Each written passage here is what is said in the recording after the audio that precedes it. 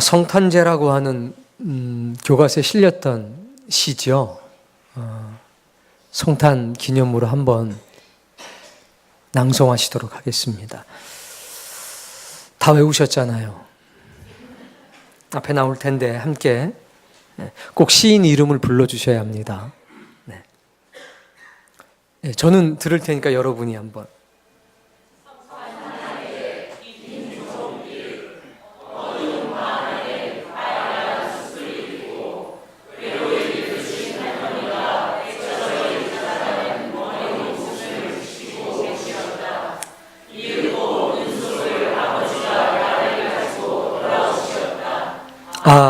아버지가 눈을 헤치고 따오신 그 붉은 산수유 열매. 나는 한 마리 어린 짐승, 젊은 아버지의 서늘한 옷자락의 열기로서 상기한 볼을 말없이 부비는 것이었다. 이따금 뒷문을 눈이 치고 있었다. 그날 밤이 어쩌면 성탄제 밤이었을지도 모른다. 어느새 나도 그때의 아버지만큼 나이를 먹었다. 옛것이란 거의 찾아볼 길 없는 성탄제 가까운 도시에는 이제 반가운 그 옛날의 것이 내리는데 30살 나의 이마에 불현듯 아버지의 서늘한 옷자락을 느끼는 것은 눈 속에 따오신 산수유 붉은 알알이 아직도 내 혈액 속에 녹아 흐르는 까닭일까? 아멘이죠. 네. 바알간볼이 갖고 있는 시대의 상징이 있습니다. 열병을 앓게 되면 나타나는 증상이 바알간볼입니다. 물론 열병을 앓게 되면 볼뿐만이 아니라 온 이마까지 발개지겠지요. 이것은 죽음의 열병을 앓고 있는 인생들의 모습입니다. 어린 시절 먹지 못하던 시절엔 차가운 바람이 불면 거의 모든 아이들의 얼굴이 이 볼이 붉어졌습니다. 그리고 그것은 볼터치에서 된 것이 아니라 추위와 굶주림, 영양 결핍 때문에 살이 터서 붉어지는 겁니다. 그래도 좀 있는 집 자식들은 여기다가 바세린이라고 하는 것을 발라가지고 언뜻 보면 기름기가 좔좔 흘러서 그게 바알간볼입니다. 가난의 상징이고 인생고에 시달리는 인생을 상징하는 것입니다. 그런데 바알간볼에는 또 다른 성경적 상징이 담겨져 있습니다.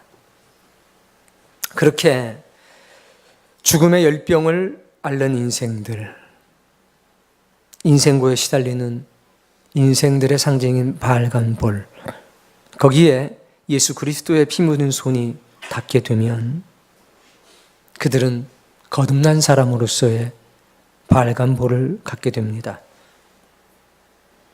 그 바알간볼은 생명의 불꽃이 그 영혼 속에 타고 있다는 거룩한 증거가 될 것입니다.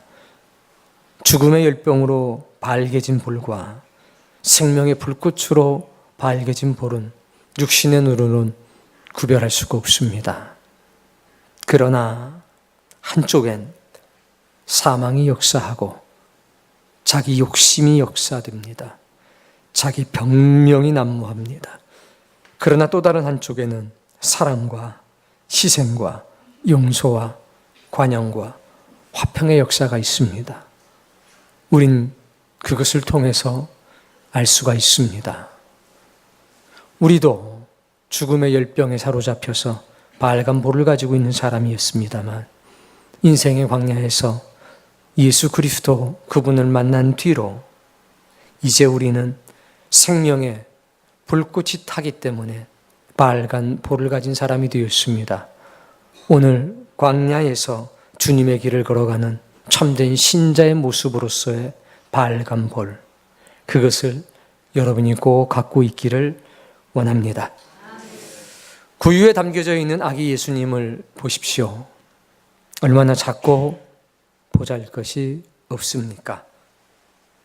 그 옆에 서 있는 아무것도 해줄 것이 없어서 눈물을 흘리고 있는 어머니의 모습이 여러분의 눈앞엔 보이십니까? 전적인 무능의 껍질에 쌓여져 있는 예수 그리스도, 얼마나 초라합니까? 그러나 초라해 보이는, 무능력해 보이는 아기 예수님이야말로 생명을 되살리는 생명의 불씨요 생명의 화로입니다. 예수님의 볼은 가난과 추위로 붉어지셨을 겁니다. 어머니의 눈물로 발갛게 물들여졌을 것입니다. 그리고 동시에 영원한 생명의 불꽃과 하나님의 신성으로 빨간 볼이 되셨습니다.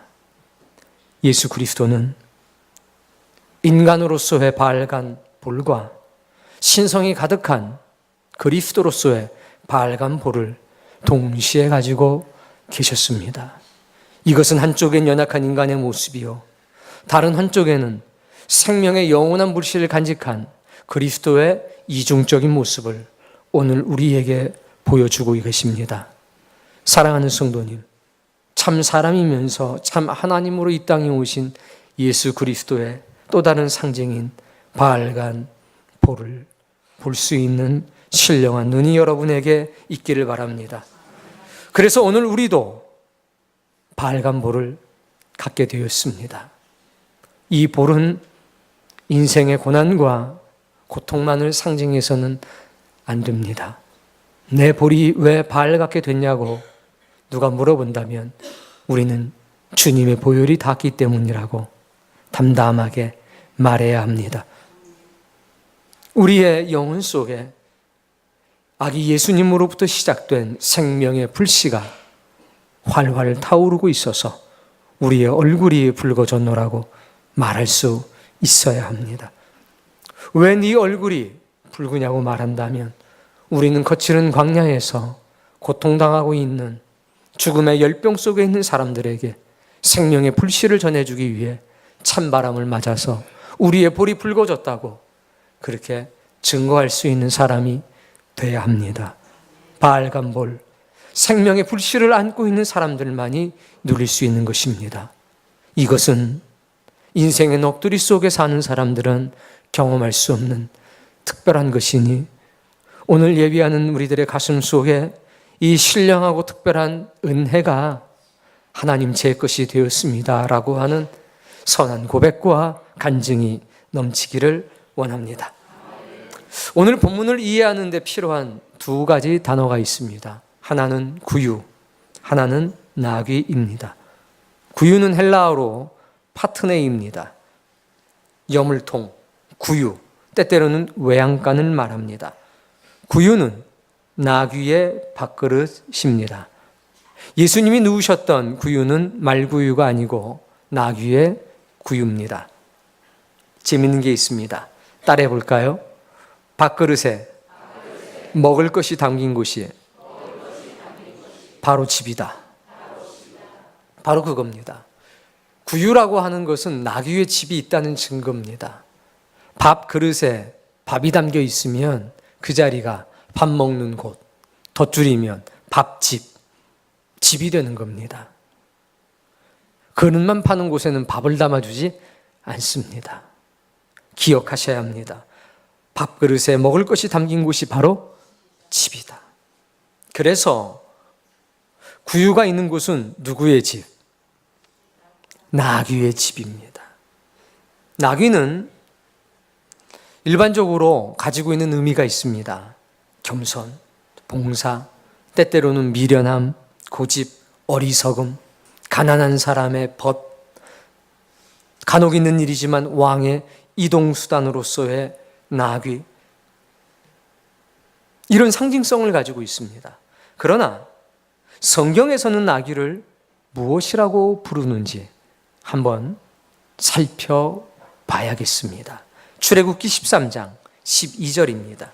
찾아서 함께 읽습니다.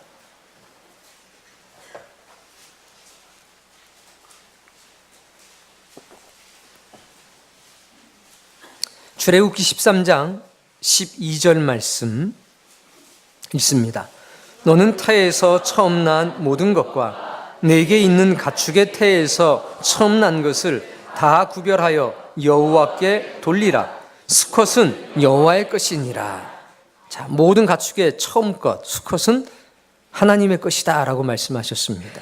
그리고 특별하게 나귀를 언급하십니다. 13절 말씀.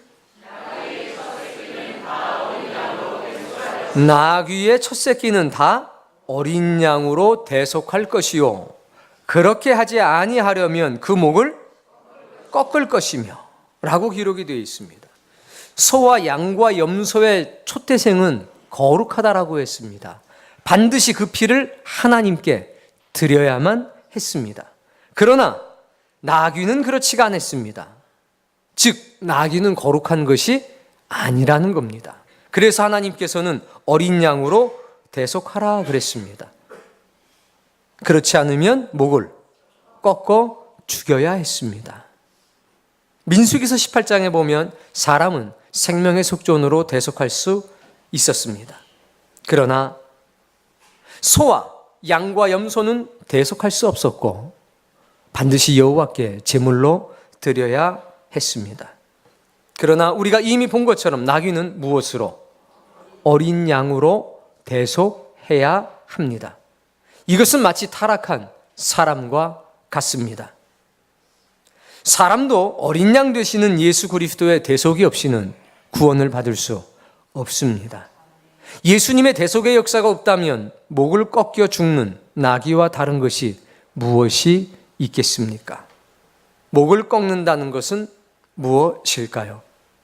어린 양의 피로 대속받지 못한 인생은 목이 뻣뻣해 회개하지 않는 사람들입니다. 이들은 결국 영원한 죽음을 맞는 것입니다. 결국 나귀는 허물과 죄로 죽었던 인간을 상징합니다. 나귀는 절대로 자기의 고집을 꺾지 않는 특징이 있습니다. 갈라진 발굽, 그리고 하나의 위를 가지고 있습니다. 소와 양과 염소는 4개의 위를 가지고 있습니다. 그러나 나귀는 하나의 위를 가지고 있습니다. 뭐를 할 수 없다는 말입니까? 되새김질을 할 수 없다는 말입니다. 나귀는 하나님의 뜻을 분별함은 있지만 되새김질, 항상 말씀을 되새김하는 것을 하지 못한다는 것입니다. 이것은 하나님의 뜻을 깨닫기는 하는데 항상 되뇌이며 마음판에 새기지 못하고 주님의 뜻대로 행동하지 못하고 자기 고집대로만 생각하고 행동하려는 타락한 인간의 습성을 잘 보여주고 있습니다. 이렇게 고집이 세어 돌이키지 않는 나귀, 즉 인간은 어린 양으로 대속해야만 구원받을 수 있습니다. 다 큰 양이 아닙니다. 바로 어린 양입니다. 출애굽기를 통해서 하나님 말씀하셨습니다. 이스라엘 백성아, 너희는 목이 굳은 백성이라. 타락한 인간은 목이 굳은 백성이라고 성경은 기록하고 있습니다. 목이 뻣뻣한 나귀와 같은 사람에게 그리스도 예수의 대속이 없다면 그는 살아도 산 것이 아닙니다. 자, 본문 속으로 들어가 보겠습니다. 7절 말씀 읽습니다.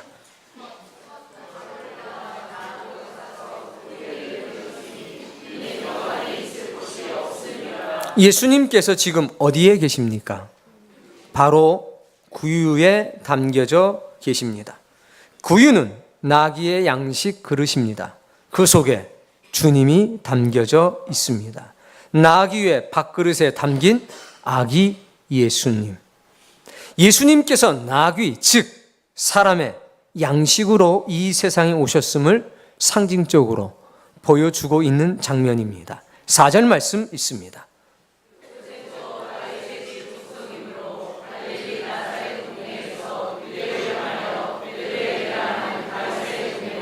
예수님이 태어나신 곳은 베들레헴입니다. 우리가 이미 아는 것처럼 베들레헴은 빵의 집이라는 뜻입니다. 우리나라식으로 표현한다면 뭐가 되겠습니까? 밥집입니다. 너무나 놀랍지 않습니까? 예수님은 우리에게 생명의 빵으로, 생명의 양식으로, 생명의 떡으로, 혹은 생명의 밥으로 오신 것입니다. 그리스도는, 메시아는 베들레헴에서 탄생할 것이라. 우리의 구원자는 우리의 밥집에서 태어날 것이라. 그 말씀이 성취되고 이루어진 것입니다. 12절 말씀을 읽어보십시오.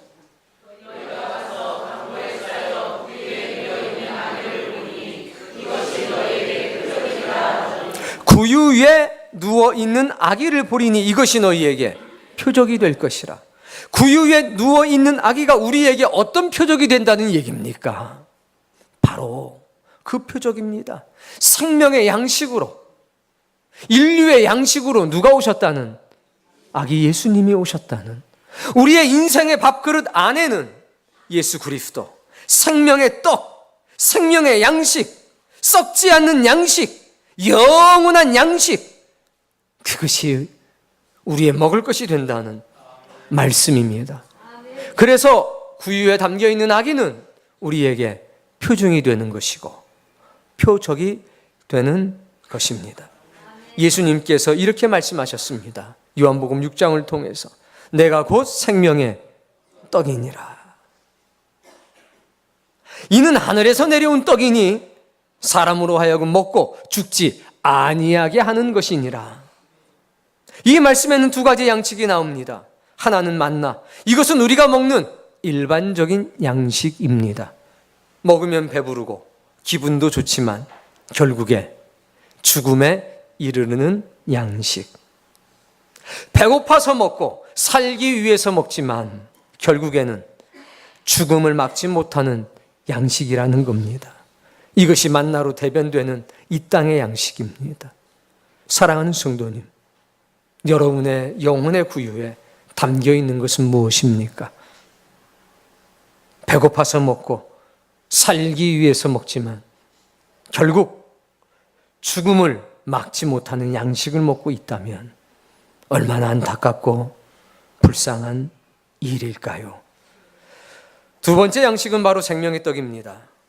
이것은 영의 양식입니다. 아무리 먹어도 배가 부르지 않습니다. 그러나 영의 양식인 생명의 떡을 먹으면 허물과 죄로 죽었던 우리의 영혼이 되살아나는 놀라운 역사가 나타납니다. 예수님은 우리에게 생명의 떡이 되신 겁니다. 이 떡을 먹는 사람은 영원한 사망으로부터 구원을 받습니다. 요한복음 6장 27절의 말씀을 제가 읽을 테니 따라서 읽겠습니다. 썩을 양식을 위하여 일하지 말고 영생하도록 있는 양식을 위하여 하라. 이 양식은 인자가 너희에게 주리니 인자는 아버지 하나님께서 인치신 자니라. 아멘. 이 양식을 우리에게 주신 분이 바로 하나님이시고 그리스도 예수 당신님 자신인 것입니다. 진리는 지식으로부터 나오는 것이 아닙니다. 진리는 책으로부터 나오는 것이 아닙니다. 진리는 책상 머리에서 혹은 토론 가운데, 비난과 비판 가운데 나오는 것이 아닙니다. 진리의 태는 사랑입니다. 초월적인 사랑. 초월적인 사랑으로부터 진리는 나오는 것입니다. 사랑이 식어진 자리에 진리는 존재하지 않습니다. 예수 그리스도에게 진리의 말씀이 나오는 것은, 그분의 말씀이 진리 그 자체일 수밖에 없는 것은 그분이 초월적인 사랑으로 이 땅에 오신 분이고 인류를 위해 당신 자신을 십자가에 내놓으신 초월적 사랑의 주인공이시기 때문입니다. 기억하셔야 합니다. 진리는 지식일 수 없고 조문화된 법률일 수도 없다는 사실을 기억하셔야 합니다. 주님의 안타까움이 바로 여기에 계셨습니다. 믿는 사람들조차 육신의 배고픔을 견디지 못해서 돈과 시간을 들여서 썩을 양식을 찾고 있습니다. 서서히 죽어가고 있다는 사실조차 인식하지 못하고 자신의 인생의 구유에 썩을 것들을 채워 놓는다는 것입니다. 먹으면서도 죽어갈 수밖에 없는 양식만 구하고 영원한 생명으로 인도해가는 생명의 떡을 멀리하는 사람들을 보면서 주님은 지금도 울고 계십니다. 성경은 나귀, 즉 인간이 어떠한 방법으로 천국에 들어갈 수 있는 것인가라는 것을 예수님의 예루살렘 입성 사건을 통해서 보여주십니다. 예수님께서 예루살렘에 입성하실 때에 제자들에게 건너편 마을로 가서 나귀와 그의 어미를 끌고 오라 말씀하셨습니다. 그리고 나귀의 어린 것, 곧 나귀 새끼를 타고 예루살렘으로 들어갑니다. 나귀가 예루살렘 안으로 들어가는 장면, 그것은 사람이 천국 안으로 들어가는 장면을 보여주고 있습니다. 예수님은 다 자란 나귀가 아니라 아직 아무도 단 한 번도 타보지 않는 나귀 새끼를 선택하셨습니다. 오직 따라해 봅시다. 예수 그리스도만을 주임으로 섬기는 사람. 그것이 단 한 번도 타지 않은 나귀의 상징입니다. 나귀 새끼? 어린 아이와 같은 겸손한 믿음을 가진 사람을 말하는 겁니다. 사랑하는 성도님, 주님은 그런 사람을 사용하십니다. 주님은 그런 사람들과 함께 하나님의 나라에 들어가는 것을 즐겨 하십니다. 호산나, 호산나, 우리를 구원하소서 외치는 백성들 앞에 구원받는 비결이 무엇인지를 어린 나귀를 타고 입성하시는 예수 그리스도의 모습을 통해서 보여주고 계시는 겁니다. 그 나귀 새끼는 겸손한 사람입니다. 자기 죄짐을 벗어버립니다. 자신의 죄짐을 지고 있는 나귀 새끼에는 주님이 타실 자리가 없습니다. 자신의 인생고를 등에 지고 살고 있는 나귀 새끼에게는 주님이 타실 자리가 없는 것입니다. 자신의 생존을 위해서 무엇을 담고 사는 사람들에겐 주님이 거하실 자리가 없다는 것입니다. 사랑하는 성도님, 비워야 합니다. 주님이 누우셨던 그 구유는 빈 구유였습니다. 오직 예수님을 태워야 합니다. 성령님께서 주인이 된 삶을 살아야만 합니다. 그 사람만이 주님과 함께 예루살렘 안으로 들어갈 수 있습니다. 천성 안으로 들어갈 수 있다는 얘기입니다. 우리 혼자는 들어갈 수 없습니다. 아무리 기도를 많이 하고 아무리 신령한 믿음을 가지고 있어도 우리의 힘으로는 하나님 나라 갈 수 없습니다. 주님과 함께 갈 수 있습니다. 성령님의 인도하심과 성령님의 동행하심만이 이것을 가능하게 합니다. 걸어서 갈 수 없는 자리이기 때문에 그렇습니다. 하나님의 길을 흙으로 돌아갈 존재가 누가 알겠습니까? 아무도 걸어본 적이 없는 그 길을 누가 안다고 감히 앞장서 걸어가겠습니까? 우리 주님 말씀하셨습니다.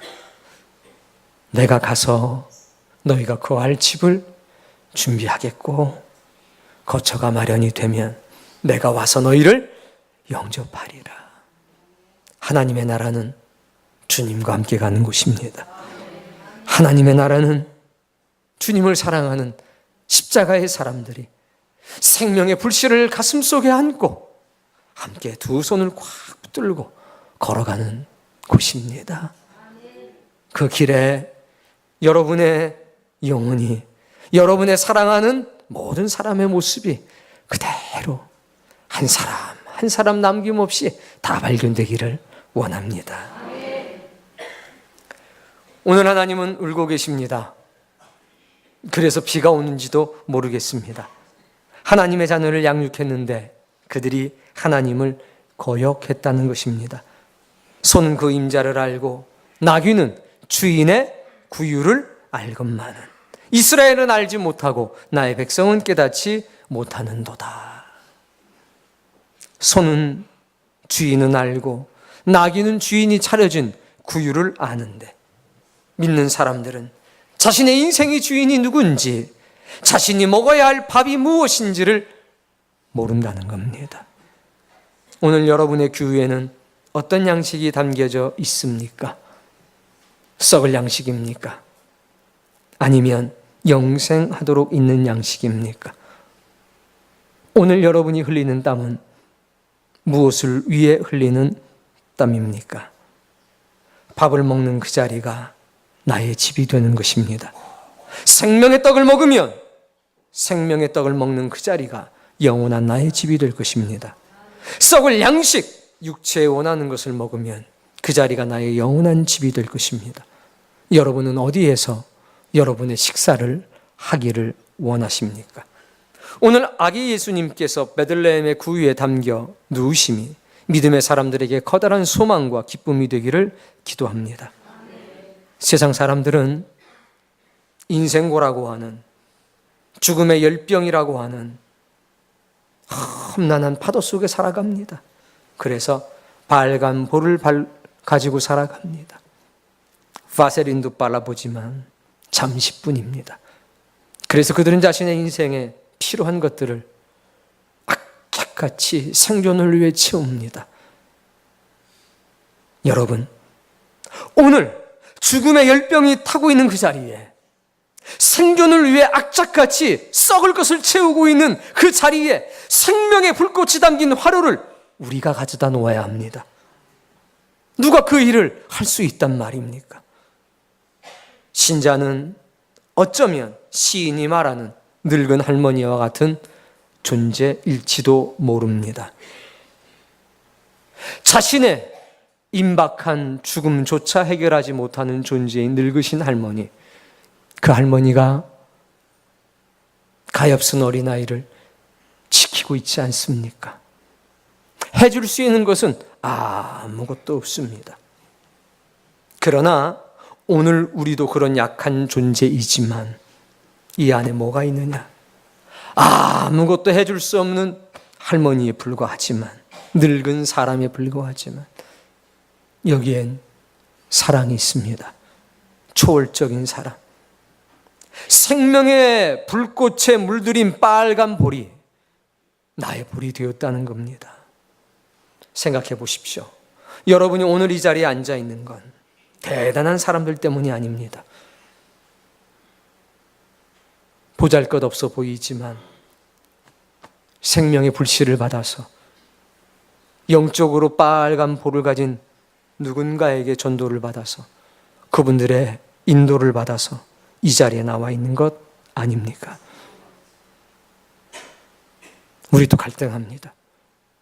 우리도 흔들립니다. 우리도 인생의 고통과 고난이 차려오면 하나님을 때때로 원망할 수도 있습니다. 그러나 우리는 원망이 뿌리 내리게 하지는 않습니다. 그리고 다시 고백합니다. 주여, 나의 믿음이 연약한 것을 도와 주옵소서.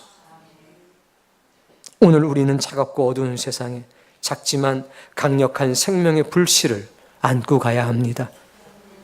이거는 진정한 사랑이라고 하는, 초월적인 사랑이라고 하는 태 속에 이 생명의 불씨는 담겨져 있을 것입니다. 세상을 구원하신 예수 그리스도의 사랑, 그것은 결코 교회 안에 머물러 있어서는 안 됩니다. 기억하십시오. 진리는 사랑의 태에서 나오는 겁니다. 세상 사람들은 말합니다. 기독교는 썩었다. 예수 그리스도의 사랑의 의미는 이 세상에서 사라졌다. 그렇지 않습니다. 오늘 우리의 가슴 속에 그리스도의 사랑은 불타고 있습니다. 타락했다고 해도 교회는 여전히 우리의 영혼의 쉼터요 진리의 요람인 것입니다. 우리는 성탄 시즌을 맞이해서 주님 탄생의 목적을 이루기 위해 오늘도 나갑니다. 따뜻한 교회 안에 있지 않고 차가운 바람이 부는 곳으로 갈 겁니다. 한 손에는 쿠키를 들고, 한 손에는 성탄 카드를 들고, 한쪽에는 붕어빵을 들고 나갈 겁니다. 그리고 왜 예수님께서 이 땅에 오셨는지, 무엇을 위해서 오셨는지 우리의 입술이 아니라 우리의 삶으로 증거할 겁니다. 가난한 영혼들, 소외된 사람들에게 우리가 줄 수 있고 베풀 수 있는 최대한의 헌신과 사랑을 나누어 줄 겁니다. 그것을 통해서 우리의 작은 불빛이 세상을 비추는 등불이 될 것을 소원하는 겁니다. 여러분 기억하셔야 합니다. 대단한 사람들이 위대한 일을 하는 것이 아니라 아무것도 아닌 사람들, 보잘것없는 사람들, 서서히 죽어가는 존재들이 거룩한 생명의 불씨를 담아서 위대한 역사의 도구가 된다는 사실을 기억하셔야 합니다. 예수님은 전적으로 무능한 존재였습니다. 전적인 무능의 껍질 속에 그의 신성은 철저하게 감춰져 있었습니다. 그러나 골고다 언덕의 십자가는 이미 어린 아기 예수님의 영혼 속에 담겨져 있었고, 그때부터 영적으로 주님은 이미 피 흘리고 계셨습니다. 오늘 그 보혈이 우리의 볼에 닿았습니다. 당연히 우리의 영혼 속에도 그 보혈이 흐르고 있습니다. 우리도 작습니다. 어린 나귀에 불과합니다. 경험도 없고 능력도 부족합니다. 그러나 여러분의 영혼 속에 이 음성이 들리지 않습니까? 주가 쓰시겠다고 하신다. 주님이 연약한 나를 쓰시겠다는 겁니다. 하나님, 저는 믿음이 부족합니다. 안다. 아들아, 안다. 그러나 내가 너를 사용하겠다. 내가 너를 쓰고자 한다. 하나님, 저는 여전히 갈등하는 존재입니다. 저는 여전히 흔들리는 존재입니다. 나라, 내가 알고 있다. 그러나 내가 너를 택하였노라.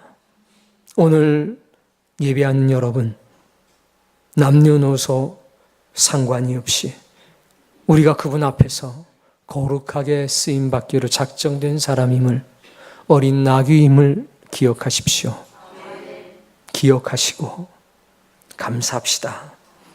그리고 오늘도 영적 광야로 나가서 우리의 붉어진 볼로 생명의 화로를 삼도록 합시다. 이것이 매우 작은 일처럼 보이겠지만 유대 동네 몇 군데, 갈릴리 지방 몇 군데를 돌아다녔던 예수님의 흔적은 온 인류의 인생 속으로 돌아가서 2000년이 넘도록 역사했습니다. 시인은 말했습니다. 어느덧 내가 나이 30이 돼서 아버지의 서늘한 옷자락을 이마에 다시 느낀다고. 여러분, 10살 남짓한 그 아이가 30이 됐습니다. 예수 그리스도 이 땅에 오신 지 2000년이 됐습니다. 누구에게는 20년간의 세월이 어른이 된 어느 한 날이겠지만 우리에게는 2000년이 예수 그리스도의 사랑과 광야 속에서 십자가 지고 외롭게 살아갔던 그리스도의 흔적이 돼서 우리에게 찾아왔습니다. 기억하셔야 합니다. 아기 예수 우리의 영혼 속에 담고 그분의 십자가의 은혜와 사랑을 우리의 입술에, 우리의 손과 발에 담고 오늘과 내일 이 이틀간이 진리의 은혜와 사랑으로 우리가 서 있는 자리, 우리의 인생의 곳간에서 불타오르고 빛이 나는 위대하고 놀라운 역사를 꼭 이루어 주시기를 주의 이름으로 축복합니다.